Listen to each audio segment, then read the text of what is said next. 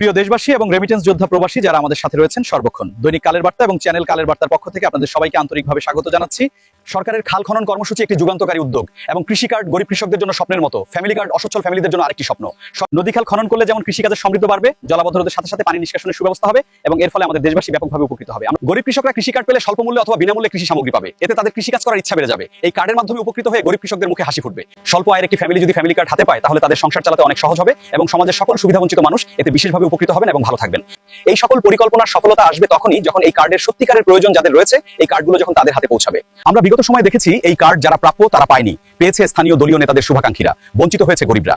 ভূমিহীনদের গৃহায়ণ প্রকল্পে আমি ব্যাপক অনিয়ম দেখেছি। যারা প্রকৃত ভূমিহীন এবং প্রাপ্য তারা অনেকেই ঘরগুলো পায়নি, অথচ রাজনীতি নেতাকর্মীদের দোষরা, যারা অনেকেই পরবর্তীতে সেই ঘরগুলো বিক্রি করে ফেলেছে। যারা পেয়েছে তারা সেই ঘরে থাকে না, তারা সেগুলো ভাড়া দিয়েছে, কেউ টাকার বিনিময়ে অন্যজনের কাছে বিক্রি করেছে, ফলে প্রকৃত ভূমিহীনরা ভূমিহীন রয়ে গেছে।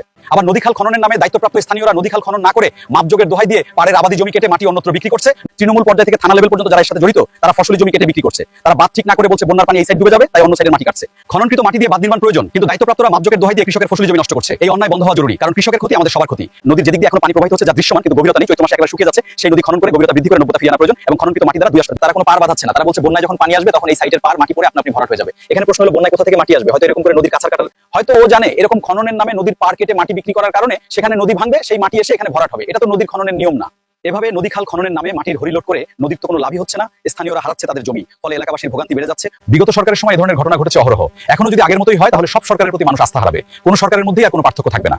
তখন এই যাবৎকালের আগত প্রতিটি সরকারের প্রতি জনগণ আস্থা হারাবে, বিশ্বাস হারাবে, সামনে থেকে কিছু না বললেও মনে মনে ঘৃণা করবে। বর্তমানে যারা সরাসরি কোনো না কোনো দলের রাজনীতির সাথে সম্পৃক্ত তারা বাদে সকল সাধারণ জনগণ ক্ষমতা স্বাদ পাওয়া প্রতিটি সরকারকে প্রত্যাখ্যান করে নতুন কোনো সরকারকে খোঁজার চেষ্টা করবে। যারা বিগত সাধারণ জনগণ এখন এমন একটি দলের সন্ধান করবে যারা অতীতে কখনো সরকার গঠন করেনি। চোখের সামনে ধুলা দিয়ে এবং মিথ্যা আশ্বাস দিয়ে সাধারণ মানুষকে আর বোকা বানানো সম্ভব হবে না।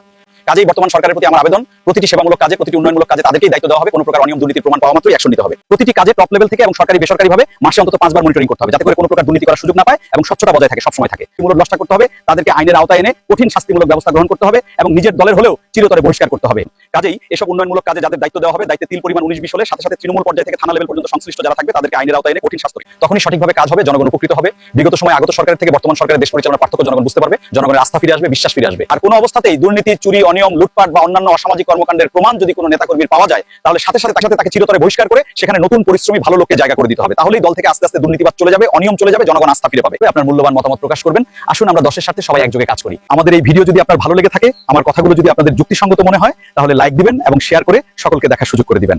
যারা এতক্ষণ ধৈর্য সহকারে আমাদের সাথে ছিলেন তাদের সকলকে অসংখ্য ধন্যবাদ। আপনাদের এই সমর্থন আমাদের কাজের অনুপ্রেরণা হিসেবে কাজ করে। আজকের মতো এখানে বিদায় নিচ্ছি। আমি টিআই টুটুল। আবার আপনাদের সাথে দেখা হবে অন্য কোনো জায়গায়, অন্য কোনো কাজে। ততক্ষণ পর্যন্ত ভালো থাকুন, সুস্থ থাকুন, স্বাস্থ্যবিধি মেনে চলুন, সরকারি নিয়ম নির্দেশ মেনে চলুন। আল্লাহ হাফেজ।